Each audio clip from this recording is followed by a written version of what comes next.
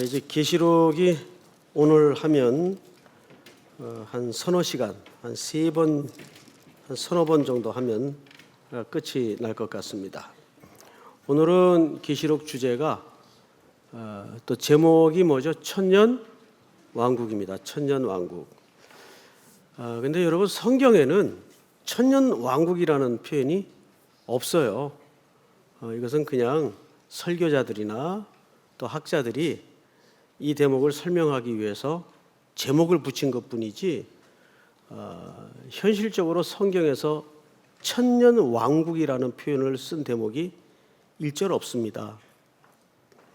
일부러 그것을 좀 우리가 서로 혼란을 방지하기 위해서 강조하기 위해 제가 제목을 일부러 천년 왕국이라고 붙여본 겁니다. 그러면 성경의 정확한 표현은 뭔가 하면 천년 동안 또는 천년이 참해 이런 표현이 있어요.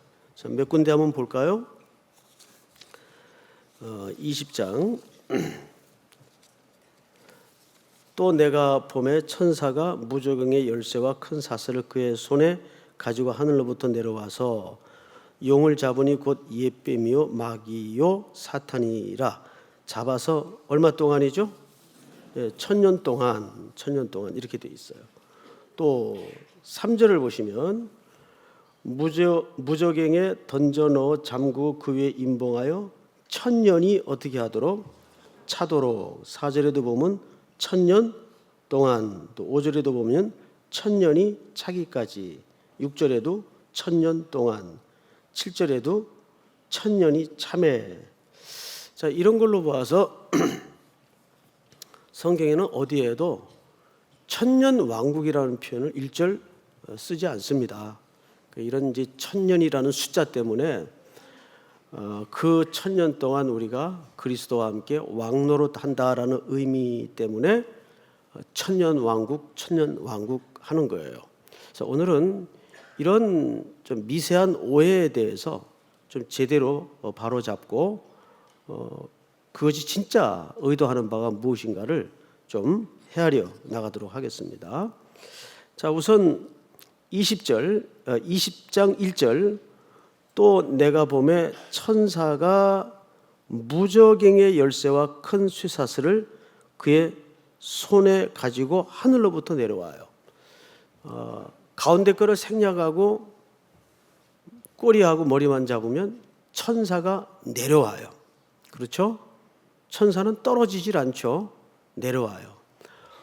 보통 타락한 어떤 존재를 말할 때는 떨어진다고 표현을 하기도 합니다. 그런데 여기에서 등장하는 천사는 떨어진 천사가 아니라 내려오는 천사예요. 그런 걸로 봐서 하나님의 심부름꾼 내지는 사역자이다라는 이제 이해를 우리가 가질 수가 있습니다. 그런데 이제 그 천사에게 뭐가 들려져 있죠? 무저갱의 열쇠와 큰 쇠사슬이 도구가 들려져 있습니다. 무저갱을 우선 좀 풀어가십시다. 무저갱은 한번 오래전에 다룬 기억이 나는데 무저갱이라는 것은 이런 뜻입니다. 아비소스라는 말인데 이 단어는 헬라 말이죠. 이 단어를 그대로 구약의 히브리 말로 옮기면 태흠이 됩니다. 태흠. 이 말은 창세기 1장에 등장을 하죠. 이 세상이 온전히 모습을 갖추어지지 않았을 때 창세기 속에 창조되어 가는 과정에서 깊음 위에 있고 이런 표현을 들어보시죠. 깊음 위, 깊은 물, 깊은 바다, 깊다라는 뜻입니다. 뭔가 끝이 없는 그런 상태를 얘기합니다. 이게 무저갱이에요. 그런데 여기 또 하나 우리가 주목할 것은 뭐냐면 이런 표현이 있어요. 자, 우선 용을 잡으니 그랬어요. 잡았다. 두 번째는 잡아서 결박을 해요. 사슬로 묶었겠죠. 그리고 무저갱에 어떻게 합니까? 던져놔요. 그리고 그 다음에 동작이 뭐죠? 잠그고. 정리를 해보면 잡아서 결박하고, 세 번째는 던져놓고 잠그고, 최종적으로 다섯 번째 임봉을 해버리죠. 자, 이렇게 그 연속되는 동사의 강화법을 통해서 우리가 알 수 있는 것은 뭐냐면, 하나님의 사자에 의해서 어둠의 권세 잡은 자의 상징인 마귀가 완전히 통제되고 제압됐다는 것을 알 수가 있어요. 그것을 설명하는 겁니다. 자, 그런데 여기 오늘 해석에 중요한 기초가 되는 폼이 하나 등장을 합니다. 오늘 해석의 중요한 기초는 뭐냐면, 천년이 도대체 뭘 가리키느냐, 그것을 풀 수 있는 열쇠의 폼이 여기 등장을 해요. 그 말이 용입니다. 용. 자, 용을 잡았어요. 근데 이 용을 또 다른 말로는 뭐라고 표현을 했죠? 옛뱀, 옛뱀이요. 근데 뒤에 또 설명이 나오네요. 마귀요, 사탄이라. 자, 앞을 잠깐 보실까요? 어렵지 않아요. 첫째, 천사가 하늘로부터 내려와요. 내려온다는 표현으로 봐서 이 천사는 하나님의 사역자요, 심부름꾼입니다. 근데 그 천사의 손에 무저갱의 열쇠가 들려져 있고, 두 번째는 사슬이 들려져 있어요. 어떤 존재를 제압하거나 결박하기 위한 도구입니다. 그렇게 들려져 있는데, 그가 목적이 무언가 봤더니 용을 잡아요. 근데 또 옛뱀이라고도 하고, 그 실체는 뭐죠? 마귀요, 사탄이라. 자, 그러면 여러분들한테 한번 여쭤볼게요. 마귀요, 사탄이 실체라면 옛뱀이라는 설명과 용이라는 설명은 실체입니까? 상징적인 것입니까? 그렇죠. 상징적인 표현이죠. 그 상징의 실체는 뭐예요? 마귀요, 사탄이에요. 이것이 끊임없이 지금까지 요한계시록을 계시한 하나의 중요한 원리입니다. 자, 그렇다면 그 이어서 뭐가 등장을 하냐면, 사탄이라 잡아서 얼마 동안? 1000년 동안이라는 표현이 나와요. 이제부터 이 1000년을 우리는 기간의 숫자로 이해할 것인가, 아니면 상징적인 것으로 이해할 것인가에 따라서 해석이 확 달라져요. 오랜 세월 동안 신학교에서도 가장 첨예하게 대립구도를 갖고 있는 신학의 혼란스러운 현장이 바로 이 부분 때문에 일어납니다. 이 계시록 20장 때문에. 계시록 20장 때문에 어떤 설이 갈라지냐 하면, 뭐 들어보셨을 거예요. 후천년설주의자와 전천년설주의자와 무천년설주의자와, 요즘은 또 무천년이라는 말을 쓰질 않고 같은 아류인데 시작된 천년주의자라는 표현을 써요. 이 표현을 누가 사실 제일 먼저 썼는가 하면 그레고리 빌이라는 분이 그 요한계시록에서 이 대목을 시작된 천년이라는 의미로 처음 표현을 해요. 그 주석, 최근에 나온 주석을 찾아보니까 이 그레고리 빌은 이 계시록의 아주 대가입니다. 그리고 가장 그 정통 보수주의 신학자 중에 하나인데, 그분의 이제 지론은 이런 뜻이에요. 무천년이라는 건 그 단어 자체가 성립될 수가 없다. 아예 없으면 없는 거지 무천년은 또 뭐냐. 그 논리상 또 그 말이 맞아요.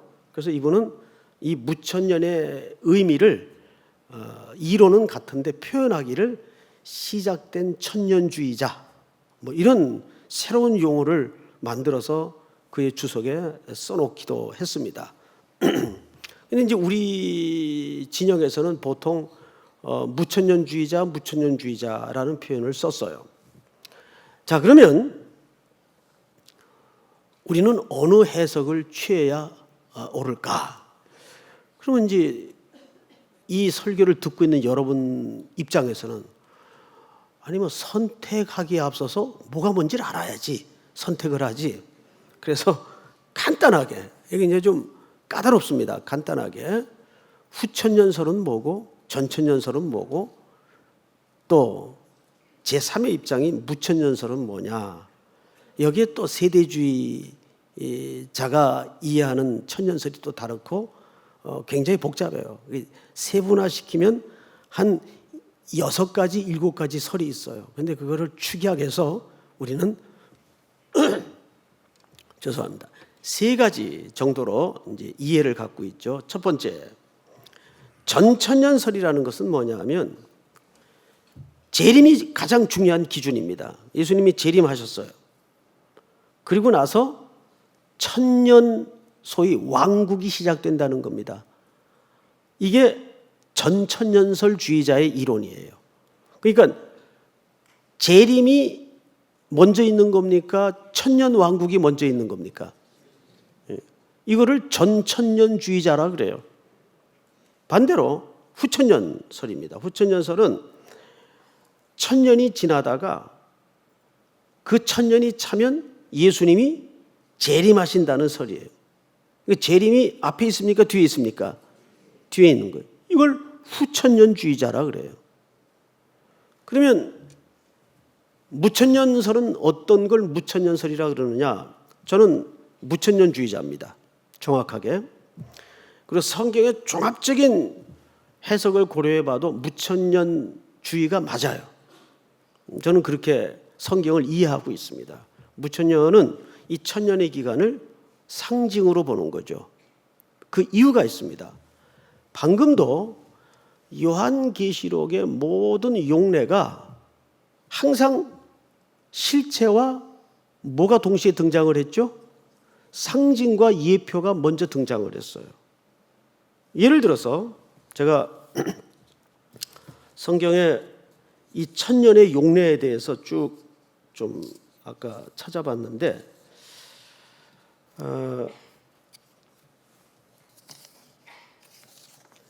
안 갖고 나왔네요. 안 갖고 나왔어요. 아이 참나 미치겠네. 안 갖고 왔어요. 안 갖고 왔어요. 아이고 참. 안 갖고 왔어요. 간단히 예를 들면 베드로서에도 그렇고 시편에도 그렇고 천년이라는 연수에 해당하는 단어가 등장하는 모든 용례는 문학적인 표현으로 쓰여질 때 천년이라는 숫자가 등장을 합니다. 그러니까 거의가 아니라 100% 상징적인 숫자예요.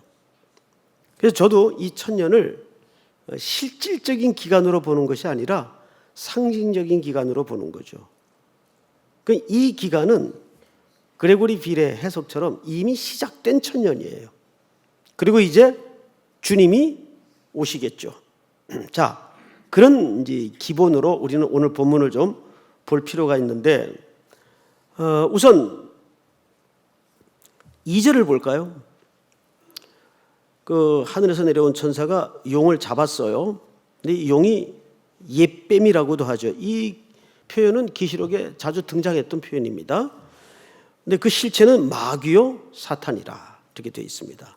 잡아서 1000년 동안 결박을 합니다. 그리고 임봉을 해버리죠. 자, 이것은 그리스도의 십자가의 사건으로 이미 그 천사와 격렬하게 싸우는 존재로 등장했던 이 마귀는 이미 승패가 끝장이 난 존재입니다. 그런데 문제는 끝장이 났지만 아직도 그 미세한 세력은 허락돼 있어요. 숨통이 완전히 끊어지진 않았어요. 이제 이 기간 동안 이 마귀는 준동을 하고 미혹해하고 성도들을 겁박하며 힘들게 만들 겁니다. 근데 절대 불변한 사실이 하나 있는데 그게 뭘까요? 그것은 승패는 뒤집을 수 없다는 겁니다. 이게 가장 중요한 거예요. 사실 전천년주의를 주장하든 무천년주의를 주장하든 더 놀라운 것은 뭐냐면 이론은 다르게 해석할지라도 성경이 말하는 본의를 흐트러뜨리진 않아요. 그런 의미에서 성경에는 참 어려운 대목이 하나 있습니다. 이제 저 같은 경우에는 창세기 같은 경우에는 저는 문자주의로 해석을 합니다. 창세기는 그대로 문자주의로 해석을 해요. 그런데 또 한편에 종말론에 관한 그림이 얽혀 있는 묵시문학 같은 경우에는 거의가 요한이 본 것과 같이 상징적인 그림들이 많습니다. 이런 것들은 문자 그대로 해석해서는 해석 자체가 안 되는 경우가 많아요. 그래서 그것은 히브리 문학을 통해서 또는 성경 기자들이 사용한 문학의 패턴을 통해서 연구를 하고 그래서 이것은 상징적인 메시지일 수밖에 없구나. 이게 구분을 해내는 거죠. 학자들의 힘을 빌려서. 목회자들의 연구 범위래야 결국 한계가 있기 때문에 그쪽에만 평생을 걸쳐 과업을 이룬 학자들이 만들어낸 좋은 자료들이 굉장히 많습니다. 문제는 거기에 이르를 수 있는 시간과 노력이 수고가 거기에 더해져야 되겠죠. 근데 어쨌든 성경을 해석하는 입장에서는 이 두 개를 절묘하게 지혜롭게 구분을 해야 됩니다. 어느 부분에서는 문자 그대로 해석하는 게 정확해요. 근데 어느 부분에서는 상징적으로 해석하는 게 해석 전체 패턴에 맞는 경우가 있습니다. 특별히 그것을 요구하는 현장이 오늘 우리가 공부하고 있는 맞춰가는 이 요한계시록이죠. 그래서 이것은 결론 부분에서 드릴 말씀이긴 하지만은 무천년주의자냐 전천년설을 주장하는 사람이냐는 지금 신학교에서도 교수들마다 입장이 틀려요.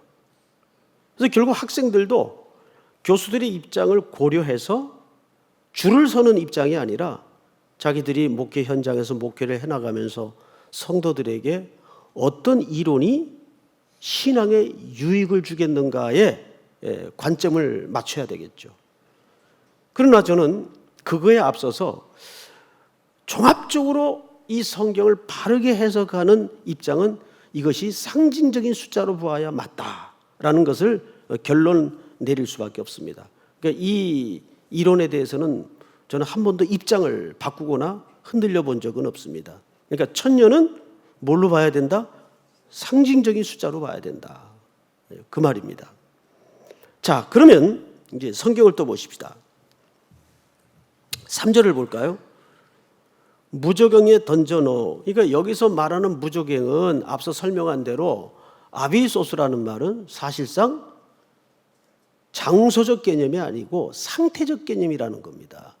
어떤 상태요? 이 마귀가 지금 그리스도의 십자가의 사건을 통해서 완전히 제압되었는데 영원히 이길 수 없는 상태로 떨어지고 말았다라는 뜻입니다.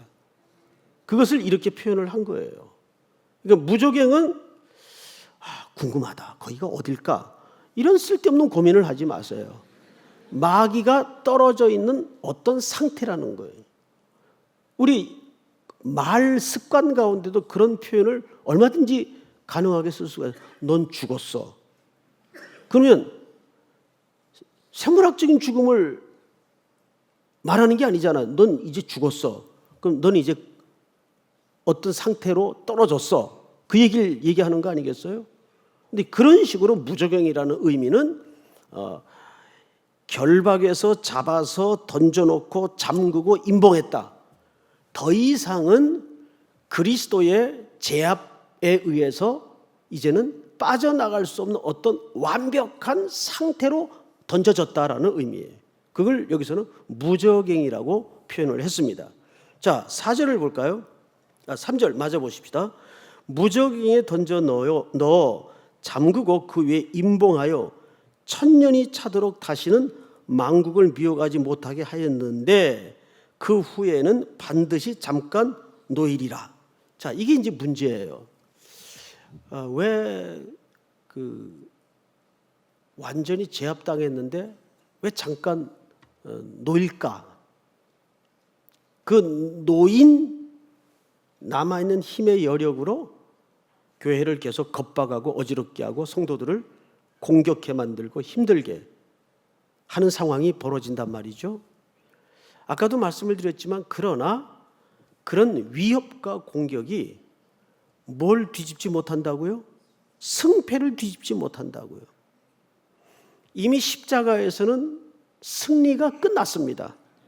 이제 남은 발버둥이 아직 있을 뿐이에요.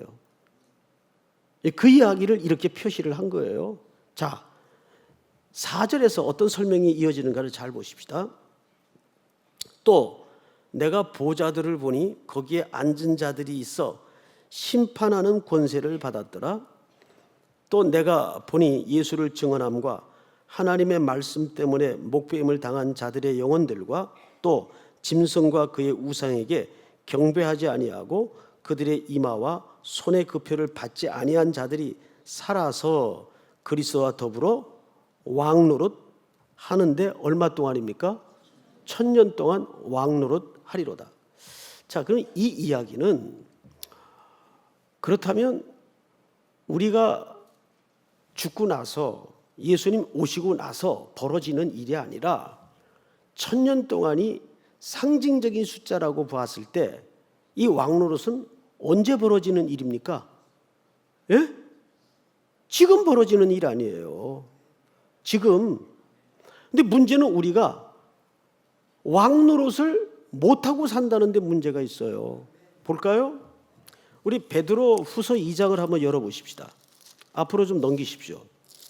베드로 후서 2장.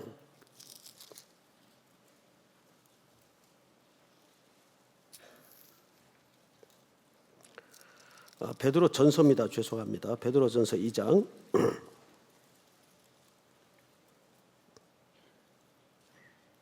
8절부터 제가 좀 읽겠습니다. 또한 부딪히는 돌과 걸려 넘어지게 하는 바위가 되었다 하였느니라. 그들이 말씀을 순종하지 아니함으로 넘어지나니 이는 그들을 이렇게 정하신 것이라. 그러나 너희는 택하신 족속이요 왕 같은 뭡니까? 거룩한 나라요 그의 소유가 된 백성이니 이는 너희를 어두운 데서 불러내어 그의 기이한 빛에 들어가게 하신 이의 아름다운 덕을 선포하게 하려 하심이라. 10절 다 같이 시작. 너희가 전에는 백성이 아니더니 이제는 하나님의 백성이요 전에는 긍휼을 얻지 못하였더니 이제는 긍휼을 얻은 자니라.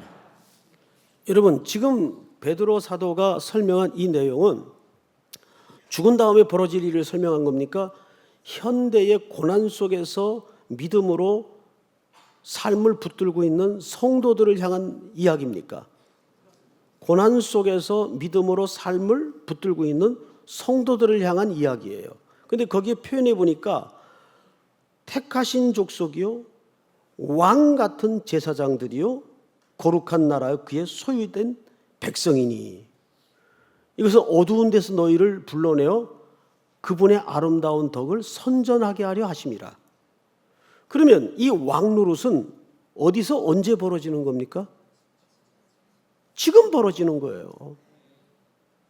근데 아멘은 하시는데 문제는 이 왕노릇이 제대로 되어지지 않고 있다는 데 우리의 서글픔이 있다는 거죠. 우리는 여전히 뭐처럼 살죠? 거지와 왕자라는 동화책을 아시죠? 우린 거지처럼 살아요. 때로는. 우리는 왕입니다. 왕자입니다. 그러니까 여기서 왕 같은 제사장이라는 말은 이런 뜻이에요. 왕노릇 하시는 그리스도의 왕권에 우리가 동참받았다는 뜻입니다. 그분이 우리 삶을 간섭하셔서 우리가 왕노릇 한다는 말이 아니에요. 거꾸로 받아들이시면 안 됩니다.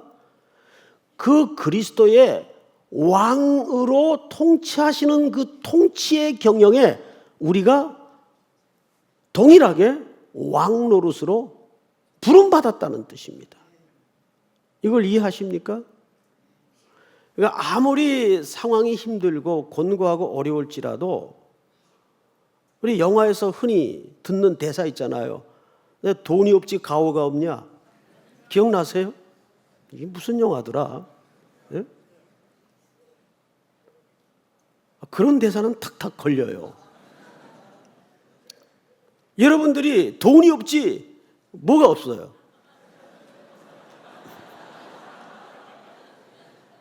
슬며시 웃으시는데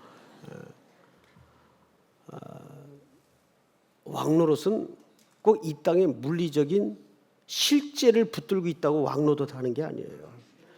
여러분, 부자와 잘 사는 건 다른 거 아시죠? 애들이 옛날에는 그랬어요. 저희 잘할 때만 해도 부잣집에 갔다 오면 말 표현이 어휴, 그 집 되게 잘 살아. 근데 그건 잘못된 표현이죠.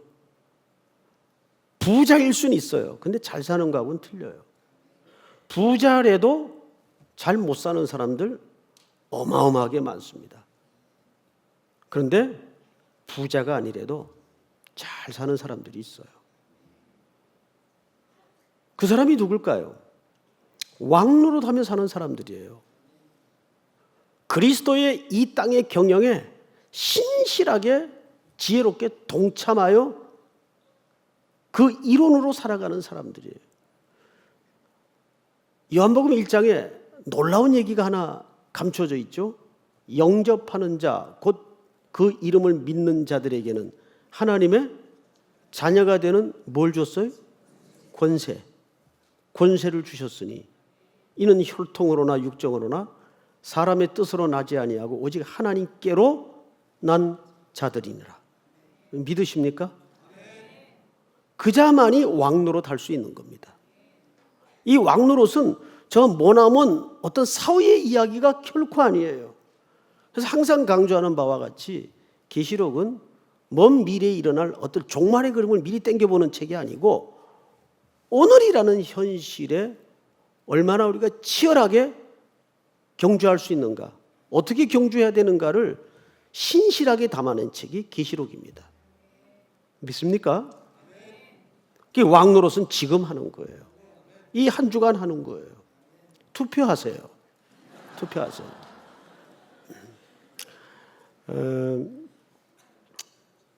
투표 안 하면 자기가 가장 싫어하는 사람의 통치를 받게 돼 있습니다. 그게 사실입니다. 뽑을 사람이 없는데요. 덜 나쁜 사람을 뽑으세요. 민주주의에 의해서 하는 투표는 최고의 지도자를 뽑는 행위가 아니에요. 두 가지 이유 때문입니다.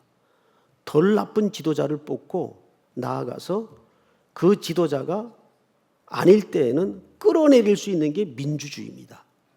이번 촛불 집회를 통해서 우리가 그 실체를 정확하게 보잖아요. 대한민국 백성들의 이 민주의식이 굉장히 높아졌어요. 이런 전례를 역사상 찾아보기 어려울 정도로 평화로운 시위를 통해서, 집회를 통해서 잘못된 지도자의 지도력을 내려뜨렸습니다. 그렇다면 거기에 대한 책임의식을 가지고 이번 선거는 무조건 동참을 해야 됩니다. 제가 어제 리더 모임 시간 때 그 투표하는 방법에 대해서 좀 팁을 드렸는데 이게 좀 그 아슬아슬하긴 한데 그래도 참고가 될 것 같아요. 저는 이 책을 쓴 분이 외국 분이에요. 투표하는 방식에 대해서 쓴 책인데 그분이 이제 써놓은 이야기라 우리나라 현실과는 조금 동떨어질 수가 있습니다. 첫째, 민주주의는 훌륭한 대통령을 뽑는 게 아니다. 최소한 덜 나쁜 사람을 뽑는 것이다. 그리고 민주주의는 지도자가 잘못했을 때 바꿀 수 있는 시스템과 성숙도를 이야기하는 것이다. 경계해야 될 후보, 지역 감정을 부추기는 사람, 도덕적으로 윤리적으로 심각한 문제가 있는 사람,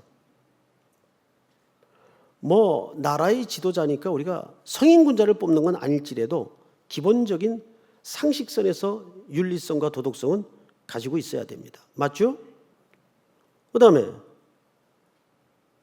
대담한 사업을 펼치려는 후보, 뭐 이렇게 허황된 비전, 이런 거 조심해야 돼요.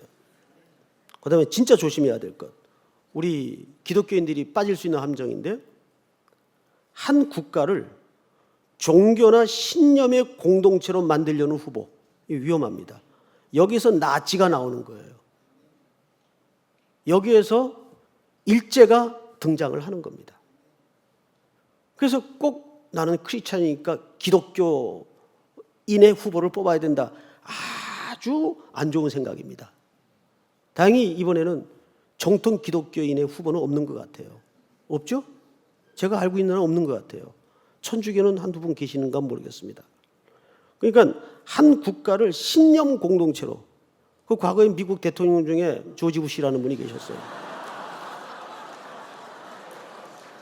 이분이 중동과의 전쟁을 성전이라고 선포를 했어요. 이게 얼마나 무서운 사고 논리입니까? 그리고 열방을 줄 세웠죠. 우리 편이면 선이고 우리 편이 아니면 악이에요. 이게 얼마나 위험한 생각이에요. 국가는 신념 공동체나 종교의 어떤 공동체가 되어서는 안 됩니다. 그 다음에 경계해야 될 후보 중에 하나가 국제 문제에 애매한 중립적인 입장을 취하는 분. 여러분, 국제 문제의 첫 번째 가치는 국익입니다. 그래야 안 그래요? 자국의 이익이 우선적 가치예요. 근데 거기다 대고 애매한 입장을, 국제 문제 중도가 어디 있어요? 중도가. 국제 문제의 나라의 지도자는 국가의 국민의 재산과 생명을 보호하는 것이 1차적인 그의 책무의 첫 번째 책무입니다. 그런데 국제 간의 문제를 애매하게 중립적인 입장을 취하는 것은 나라를 혼란에 빠뜨릴 수 있는 그런 위험한 상황이죠. 반면에 적극적으로 어떤 후보를 뽑아야 되겠는가? 조금 시대에 맞아야 돼요.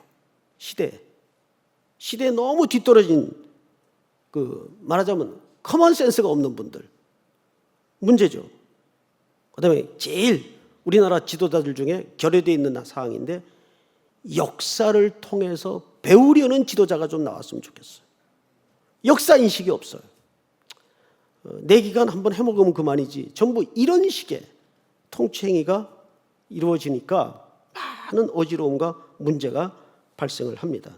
그 견고한 도덕적 이념과 건전한 도덕적 이념을, 신념을 가진 후보, 부패와 싸우려는 의지를 가진 후보, 특별히 미래 세대에 관심을 둔 후보, 그리고 국민이 부여한 힘을, 권력을 현명하게 사용할 줄 아는 후보, 마지막으로 평화를 지키고 증진시킬 수 있는 후보를 우리는 고민해야 될 것입니다. 이것이 도대체 성도로서 왕노릇하는 일과 무슨 상관이 있느냐? 굉장히 중요한 함수관계가 있습니다. 왕노릇하라는 것은 무슨 거창한 일을 하라는 게 아니잖아요. 오늘이라는 현실에서 내가 하나님의 자녀로서 사소한 문제 하나에 이르러서 어떤 판단을 하고 행동을 할 것인가는 중요한 왕노릇의 첫걸음입니다. 일터에서 우리는 교회 일은 성스럽고 하나님의 일이고, 직장의 일은 속된 일이라는 이분법적 구조를 갖고 있어요. 아닙니다. 공부도 예배요, 하나님의 일입니다. 비즈니스도 하나님의 일입니다. 그 현장에서 여러분들은 왕으로서 왕노릇하는 통치가 이루어져야 됩니다. 그런 신실한 순종이 있기를 바랍니다. 자, 마지막으로 또 오늘 재직에도 있으니까 7절 보겠습니다. 천년이 참에 사탄이 그 옥에서 놓여 나와서 땅의 사방 백성 곧 곡과 마곡을 미혹하고 모아 싸움을 붙이리니 그 수가 바다의 모래 같으리라. 이 곡과 마곡은 에스겔서 38장 39장에 나오는 내용들이죠. 곡은 마곡의 왕의 이름입니다. 마곡은 나라의 이름이고 곡은 그 마곡의 왕의 이름인데, 항상 이 존재는 하나님의 택한 백성들을 괴롭히는 존재의 상징으로서 늘 등장을 합니다. 그래서 여러분들이 혹 집에 가셔서 그 에스겔서 38장 39장을 볼 시간이 있으면 이 부분이 뭘 뜻하는지 이해가 될 거예요. 그런데 여기에 우리가 한 가지 결론을 짓고 마치도록 하십시다. 천년이 찼다. 이 찼다는 말이 무슨 말일까요? 이 천년이 찼다는 말은 이제 그 천년이 거의 그 천년이 갖는 상징의 의미가 더 짙게 드러나고, 우린 지금 말세라 그러죠. 이 천년 동안입니다. 상징적으로 이 말세 동안에 일어날 수 있는 모든 무도한 일들이 최고조로 달할 즈음에 어떤 일이 벌어지느냐 그 말이에요. 천년이 찼다는 말은 기간이 fully 다 됐다 그 얘기가 아니에요. 지금 그 천년 동안에 일어날 어떤 무도한 일들과 경우들이 지금 다 벌어지고 있다. 그 얘기를 천년이 참회라고 설명을 하는 거예요. 제일 중요한 거짓 교사들이 일어난다는 겁니다. 교회의 순결을 무너뜨리고 거짓 교사들이 일어나서 복음을 혼잡게 만드는, 혼잡하다는 말은 포도주를 짜는데 불순물들이 섞인다는 의미예요. 불순물들이 섞이면 어떤 최고급의 양질의 포도주라도 가치가 그대로 무너져 버립니다. 복음의 성격이 그래요. 99대 1은 없어요. 복음도 하나님의 사랑도 항상 그 갖는 일치된 성격은 100%입니다. 100% 헌신을 요구하고 온전한 헌신을 요구하는 거예요. 우리가 온전하다는 것은 퍼펙트한 것을 얘기하는 게 아니라 하나님을 찾아가는 지향성이라고 말씀을 드렸습니다.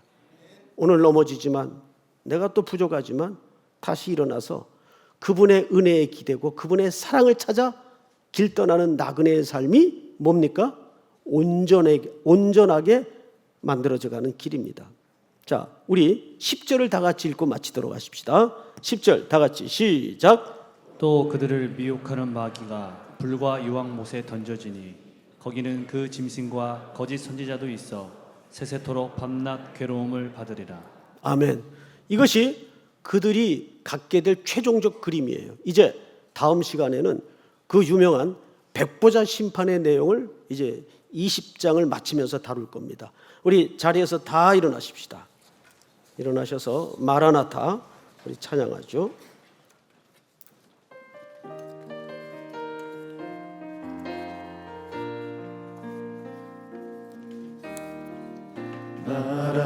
마라나타 주 예수여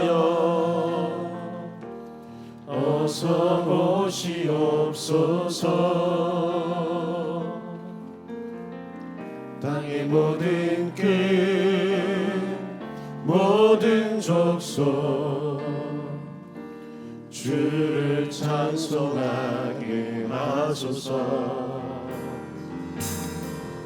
마라나타 주 예수여 어서 오시옵소서. 모든 열방이 주께 돌아와 춤추며 경배하게 하소서. 우리 주님 다시 오실 길을 만들자. 십자가를 들고 땅 끝까지 우린 가리라. 우리 주님 하늘 영광 온 땅 덮을 때 우리 땅 끝에서 주를 맞으리. 마라나타 마라나타 아멘. 주 예수여 오시옵소서.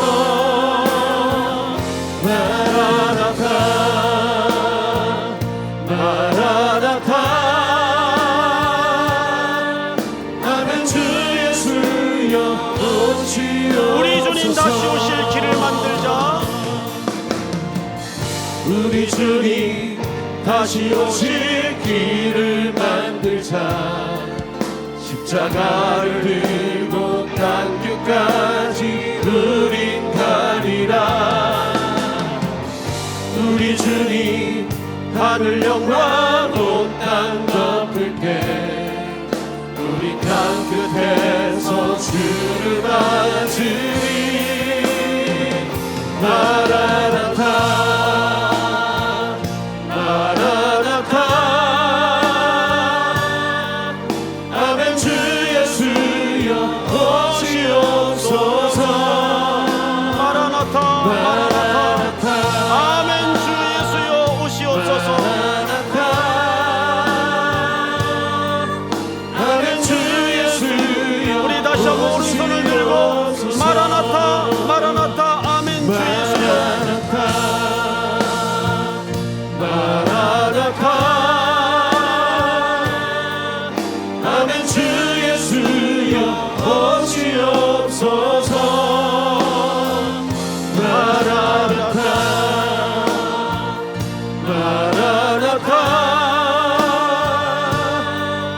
아멘. 주 예수여